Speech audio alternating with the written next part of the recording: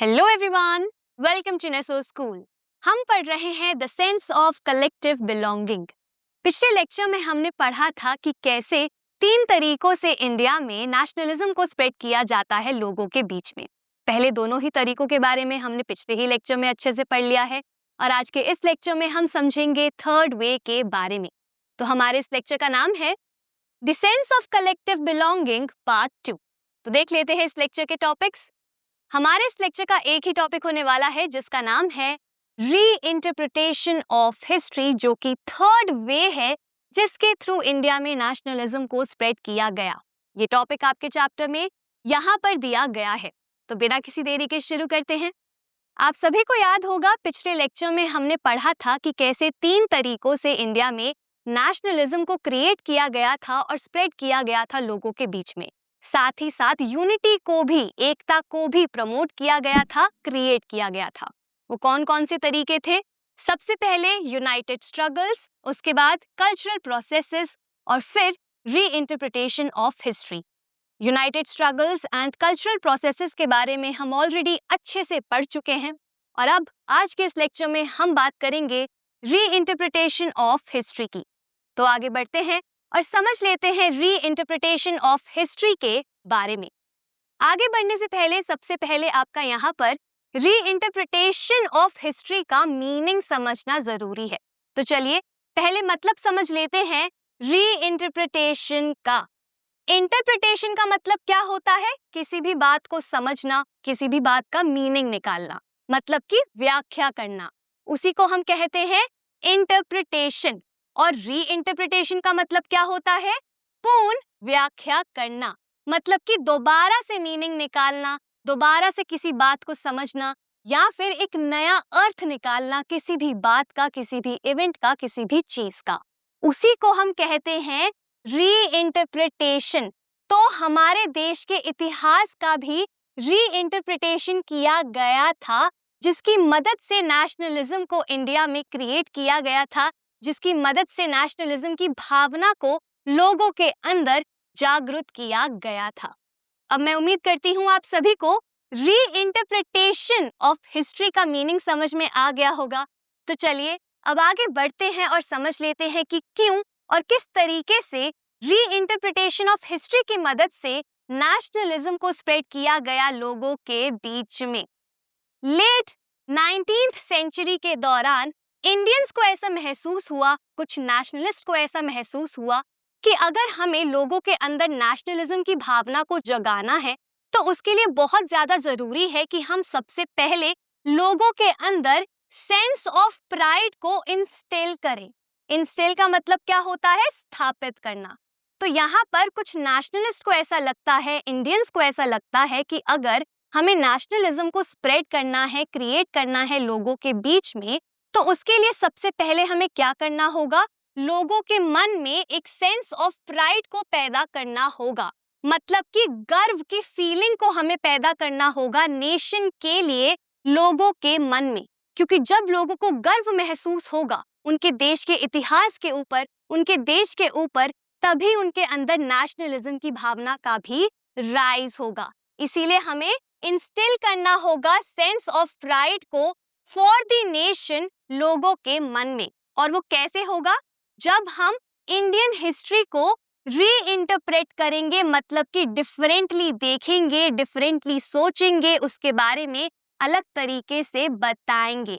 तो जब हम लोगों को उनके इतिहास के बारे में बताएंगे, उनके गौरवशाली इतिहास के बारे में बताएंगे, तभी लोगों को गर्व महसूस होगा और उनके अंदर नेशनलिज्म की भावना का भी राइज होगा। इसीलिए यहाँ पे नेशनलिस्ट ने क्या किया? उन्होंने री इंटरप्रेट किया हिस्ट्री को। अब यहाँ पर आप सभी सोच रहे होंगे कि मैम हिस्ट्री को री इंटरप्रेट करने की क्या जरूरत थी? हिस्ट्री के बारे में, इंडियन हिस्ट्री के बारे में तो उस समय ऑलरेडी बताया गया होगा, लिखा गया होगा, तो क्यों हमें यहाँ पर री इंटरप्रेट करना पड़ा हिस्ट्री को नेशनलिज्म को जगाने के लिए? चलिए इसका आंसर मैं आप सभी को बता देती हूँ। प्रॉब्लम ये थी कि जब ब्रिटिशर्स हमारे देश में आए थे तो हमारे देश में आने के बाद उन्होंने हमारे कल्चर को, ट्रेडिशन को कहीं ना कहीं दबा दिया था। साथ ही साथ हमारे एजुकेशन सिस्टम के ऊपर भी ब्रिटिशर्स ने कंट्रोल कर लिया था। जिसकी वजह से जो भी अब पढ़ाया जाता था, बताया जाता था या फिर सिखाया जाता था या फिर लिखा जाता था, वो ब्रिटिशर्स के ही कंट्रोल में आता था। और ब्रिटिशर्स इंडिया को कैसे देखते थे, इंडियंस को कैसे देखते थे? बैकवर्ड के तरह और प्रिमिटिव के तरह। बैकवर्ड का मतलब होता है पिछड़ा और प्रिमिटिव का मतलब क्या होता है? एक तरीके से आप इसे असभ्य मान सकते हैं। ठीक है, तो ब्रिटिशर्स के लिए इंडियंस कौन थे?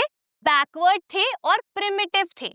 ब्रिटिशर्स का ये मानना था कि इंडियंस सिविलाइज्ड नहीं है, सभ्य नहीं है, डेवलप्ड नहीं है ये देश, इसीलिए हम इस देश में आएंगे और इस देश को अब डेवलप करेंगे, सिविलाइज करेंगे। और ये यही कहते थे।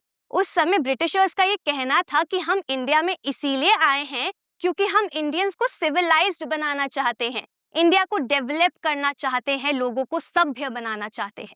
लेकिन ये सच नहीं था। ठीक है, तो क्योंकि ब्रिटिशर्स का ये मानना था कि इंडियंस बैकवर्ड हैं, प्रिमिटिव हैं, इनकेपेबल हैं, मतलब कि इंडियंस में ये क्षमता ही नहीं है कि वो खुद को रूल कर सके, गवर्न कर सके, इसी वजह से जो भी वो लिखते थे, बताते थे या फिर पढ़ाते थे, उसमें यही बातें, यही आइडियाज रिफ्लेक्ट होते थे। मतलब उस समय ब्रिटिशर्स जैसा इंडियंस के बारे में सोचते थे, वैसा ही वो बच्चों को भी पढ़ाते थे स्कूल्स में, वैसा ही वो बुक्स में भी लिखते थे इंडिया के बारे में, जिसकी वजह से इंडिया के लोगों को ही नहीं पता था उनके असली इतिहास के बारे में। तो यहाँ पर इंडियंस ने क्या सोचा? उन्होंने सोचा कि सबसे पहले तो हमें जो ट्रू इंडियन कल्चर है, जो ट्रू इंडियन हिस्ट्री है, उसके बारे में लोगों को बताना होगा। इसीलिए इन रिस्पॉन्स इंडियंस ने यहाँ पर क्या किया? उन्होंने एक्सप्लोर किया, डिस्कवर किया अपने खुद के पास्ट को, अपनी खुद की हिस्ट्री को। तो यहाँ पर इंडियंस ने क्या किया? उन्होंने अपने पास्ट को डिस्कवर करना शुरू किया, खोजना शुरू किया कि उनके इतिहास में क्या क्या हुआ था, क्या क्या ग्रेट अचीवमेंट्स हैं, क्या क्या सफलताएं हैं इंडिया के इतिहास की। और जब उन्होंने इन सभी बातों को डिस्कवर किया तो उन्होंने ये समझा कि ब्रिटिशर्स बहुत ही गलत तरीके से पोर्ट्रे करते हैं इंडिया को। क्यों करते हैं गलत तरीके से पोर्ट्रे? क्योंकि ब्रिटिशर्स ये चाहते थे कि इंडियंस कभी भी गर्व महसूस ना करें अपने देश के लिए या फिर अपनी हिस्ट्री के लिए, क्योंकि अगर इंडियंस गर्व महसूस करते तो वो अपने देश के लिए लड़ते, स्ट्रगल करते। साथ ही साथ ब्रिटिशर्स, जैसा कि मैंने आप सभी को बताया, ये कहते थे कि हम इंडिया को सिविलाइज्ड बनाने आए हैं, तो वो जस्टिफाई करते थे, सही बताते थे अपनी बात को, अपने रूल को, ये कहकर कि हम इंडिया के भले के लिए इंडिया में आए हैं। तो इसीलिए यहाँ पर इंडियंस क्या करते हैं? वो अपने अचीवमेंट्स को निकालते हैं, खोजते हैं और अब उसके बारे में इंडियंस को बताते हैं। तो अब नेशनलिस्ट क्या करते हैं? वो लिखते हैं, वो नॉवेल्स लिखते हैं, वो लिखते हैं उन सभी अचीवमेंट्स के बारे में जो हमारे देश की ऑलरेडी थी जब ब्रिटिशर्स हमारे देश में नहीं आए थे। तो यहाँ पर वो लिखते हैं ग्लोरियस डेवलपमेंट्स के बारे में, गौरवशाली बातों के बारे में, अचीवमेंट्स के बारे में, जो कि एशियन टाइम्स में इंडिया में ऑलरेडी हो चुकी थी, हमें हासिल हो चुकी थी। जैसे कि art and architecture, science and mathematics, religion and culture, law and philosophy, crafts and trade. तो यहाँ पर राइटर्स ने क्या किया, इंडियंस ने क्या किया? उन्होंने लिखा इस बारे में कि कैसे इन सभी फील्ड्स में ऑलरेडी इंडिया बहुत ज्यादा एडवांस था, ऑलरेडी इंडिया बहुत ज्यादा डेवलप था। हमें डेवलप होने की जरूरत नहीं थी, हम ऑलरेडी डेवलप्ड थे, ऑलरेडी सिविलाइज्ड थे, ऑलरेडी हम काफी ज्यादा एडवांस्ड थे अगर हम उस समय के बाकी के देशों को देखें और उनके साथ अपने आप को कंपेयर करें तो इन सभी बातों के बारे में राइटर्स ने लिखना शुरू किया। फॉर एग्जाम्पल, अगर हम आर्ट एंड आर्किटेक्चर की बात करें तो क्या आप जानते हैं कि महाराष्ट्र में एक टेम्पल है जिसका नाम है कैलाश टेम्पल, और इस टेम्पल को बनाया गया था 8th सेंचुरी सीई में। सीई का मतलब क्या होता है? Common era. तो 8th सेंचुरी सीई में इस टेम्पल को बनाया गया था। कैसे बनाया गया था? चट्टान को काट कर बनाया गया था। और उस समय कोई मशीन्स नहीं थी, कोई भी टेक्नोलॉजी नहीं थी। हमारे खुद के लोगों ने अपनी स्किल्स का यूज किया और इस टेम्पल को क्रिएट किया, जो दिखाता है कि हम आर्किटेक्चर में, आर्ट में ऑलरेडी कितने ज्यादा डेवलप्ड थे और आगे थे। अगर हम बात करें साइंस एंड मैथमेटिक्स की, तो दिल्ली में कुतुब मीनार कॉम्प्लेक्स में एक आयरन पिलर है जो कि 1600 ईयर्स से यहीं पर स्टैंड करता है। अब आयरन का आप सभी जानते हैं कि आयरन में रस्ट लग जाता है, जंग लग जाता है, लेकिन इस पिलर में अभी तक ऐसा कुछ भी नहीं हुआ है और 1600 ईयर्स से ये ऐसे ही खड़ा है। काफी ज्यादा एसिड रेन हुई है, काफी ज्यादा मॉइस्चर के कांटेक्ट में भी ये पिलर आया है, लेकिन उसके बावजूद हम यहीं पर ऐसे ही इस पिलर को खड़ा हुआ देख सकते हैं। एसिड रेन के बारे में आपने ऑलरेडी क्लास 10th में पढ़ा ही होगा कि जब वाटर पॉल्यूटेंट गैसेस के साथ रिएक्ट करता है तो एक बारिश आती है जिसे हम एसिड रेन कहते हैं। तो उसके कांटेक्ट में आने के बावजूद ये आज तक यहीं खड़ा है, जो हमें दिखाता है कि साइंस में भी हम ऑलरेडी बहुत ज्यादा आगे थे, इंजीनियरिंग में भी हम बहुत ज्यादा एडवांस्ड थे। अगर हम बात करें मैथमेटिक्स की तो आप सभी ने आर्यभट्टा का नाम सुना होगा, जिन्हें हम क्रेडिट करते हैं जीरो की डिस्कवरी के लिए, जिन्होंने ऑलरेडी बहुत ज्यादा एडवांस्ड कैलकुलेशंस कर ली थी उस समय जब यूरोप में भी साइंस डेवलप नहीं हुआ था। तो हमारा देश ऑलरेडी इन सभी फील्ड्स में काफी ज्यादा आगे था और डेवलप्ड था और हमें ब्रिटिशर्स के राज की जरूरत नहीं थी। और राइटर्स ने इन सभी बातों के बारे में लोगों को बताया, लोगों को ये समझाया कि आपका देश ऑलरेडी काफी ज्यादा ग्लोरियस टाइम में जी रहा था। आपके पास बहुत ऐसी अचीवमेंट्स है जिस पर आपको गर्व होना चाहिए। वो तो जब हमारे देश में ब्रिटिशर्स आए तो उसके बाद हमारी हिस्ट्री का डिक्लाइन हुआ। जब ब्रिटिशर्स आए उन्होंने हमें एक्सप्लॉइट किया, हमारे रिसोर्सेज को एक्सप्लॉइट किया, जिसकी वजह से हमारे देश में ये डिक्लाइन आया। वरना हम पहले से डिक्लाइंड नहीं थे, पहले से अंडर डेवलप्ड हम नहीं थे, ब्रिटिशर्स ने हमें ऐसा बनाया है। तो यहाँ पर नेशनलिस्ट ने क्या किया, उन्होंने हिस्ट्री को री इंटरप्रेट किया, हिस्ट्री के बारे में बताया लोगों को और उनसे रिक्वेस्ट किया, उनसे अर्ज किया कि आप प्राइड लीजिए, आप गर्व महसूस करिए कि आप इस देश से बिलोंग करते हैं और ये आपके देश का इतिहास है, ये आपकी अचीवमेंट्स है। और अब इन अचीवमेंट्स को बचाने के लिए, अपने इतिहास को बचाने के लिए, अपने प्रेजेंट को सुधारने के लिए, जिस तरीके की मिजरेबल कंडीशंस में आप लाइफ जी रहे हैं, मिजरेबल का मतलब क्या होता है कि जिन बुरी कंडीशंस में आप अपनी जिंदगी को बिता रहे हैं उसको बदलिए और ब्रिटिश रूल के अगेंस्ट खड़े होइए। तो यहाँ पर वो इंस्पायर करते हैं, मोटिवेट करते हैं अपनी राइटिंग्स के थ्रू लोगों को कि वो जागरूक हो, प्राइड महसूस करें और अपने देश को बचाने के लिए खड़े हों, साथ में मिलकर स्ट्रगल करें और इंडिया को आजादी दिलाएं।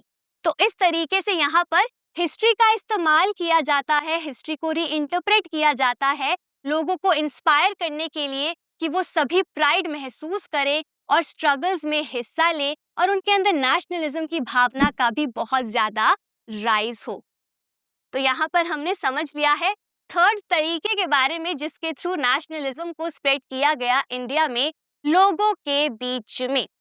इसी के साथ हमने तीनों ही वेज के बारे में पढ़ लिया है और हमें ये समझ में आ गया है कि कैसे तीन अलग अलग तरीकों से हमने नेशनलिज्म को क्रिएट करने की कोशिश करी लोगों के बीच में और काफी हद तक हम सक्सेसफुल भी रहे।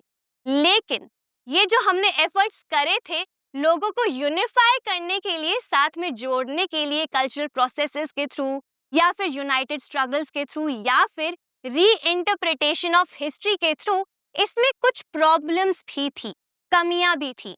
और वो प्रॉब्लम क्या थी? वो प्रॉब्लम्स ये थी कि जब हमने सिंबल्स का यूज किया, इमेजेस का यूज किया या फिर हमने विजुअल रिप्रेजेंटेशन का जब यूज किया लोगों को जागरूक करने के लिए, नेशनलिज्म को स्प्रेड करने के लिए, तो उसमें हमने एक ही रिलीजियस ग्रुप को ज्यादा ग्लोरीफाई करा। मतलब कि जब हमने सिंबल्स का इस्तेमाल किया या फिर जब हमने भारत माता जैसी इमेज का इस्तेमाल किया तो यहाँ पर हमने हिंदू कल्चर को, हिंदू रिलीजन को ज्यादा बढ़ावा दिया। अगर हम भारत माता की इमेज की बात करें तो यहाँ पे भारत माता को तपस्वी के रूप में दिखाया गया था, कई सारी देवियों के रूप में भी दिखाया गया था। तो वहां पर हमने क्या किया, हमने इमेज में कहीं ना कहीं हिंदू रिलीजन को इंक्लूड कर दिया। ठीक है, हमने क्या किया, हिंदू आइकनोग्राफी का यूज किया। आइकनोग्राफी का मतलब क्या होता है, जब हम किसी रिलीजन के साथ, कल्चर के साथ, ट्रेडिशंस के साथ इमेजेस को, सिंबल्स को, विजुअल रिप्रेजेंटेशन को जोड़ देते हैं तो उसी को हम आइकनोग्राफी कहते हैं। तो जिन भी सिंबल्स का, इमेजेस का, विजुअल रिप्रेजेंटेशन का हमने इस्तेमाल करा हमारे देश के लिए, उनमें हमने कहीं ना कहीं हिंदू रिलीजन को ज्यादा इंक्लूड कर दिया। हमने हिंदू रिलीजन के साथ इन सभी सिंबल्स को, देश के सिंबल्स को जोड़ दिया, जिसके वजह से क्या हुआ, जो बाकी की कम्युनिटीज थी हमारे देश की, उनको ये फील हुआ कि हमें तो साइड में कर दिया गया है, हमें रिप्रेजेंटेशन नहीं मिल रहा है, शायद हम इस स्ट्रगल का हिस्सा ही नहीं है, शायद हम इस स्ट्रगल का पार्ट ही नहीं है, हमें लेफ्ट आउट कर दिया गया है। तो इस तरीके की फीलिंग्स उनको महसूस हुई जब ऐसे हिंदू आइकनोग्राफी का यूज किया गया। और यही प्रॉब्लम थी यूनिफिकेशन में जो देखी गई जब हमने ये एफर्ट्स करे नेशनलिज्म को स्प्रेड करने के, यूनिटी को प्रमोट और क्रिएट करने के लोगों के बीच में। तो इसी के साथ हमने समझ लिया है उन तीनों ही तरीकों के बारे में जिनके थ्रू नेशनलिज्म को स्प्रेड किया गया, और फिर हमने ये भी समझ लिया है कि इसमें प्रॉब्लम क्या थी। इसी के साथ हमारा आज का ये टॉपिक, जिसका नाम था रीइंटरप्रिटेशन ऑफ हिस्ट्री, यहीं पर खत्म होता है। मैं उम्मीद करती हूँ ये टॉपिक आपको अच्छे से समझ आ गया होगा और अब आप सभी को क्लियर हो गया होगा कि कैसे हमारे देश में सेंस ऑफ कलेक्टिव बिलोंगिंगनेस को क्रिएट किया गया, कैसे नेशनलिज्म को स्प्रेड किया गया। तो आज के लिए बस इतना ही। अब मैं मिलूंगी आपसे अगले लेक्चर में एक नए और इंटरेस्टिंग टॉपिक के साथ। Thank you.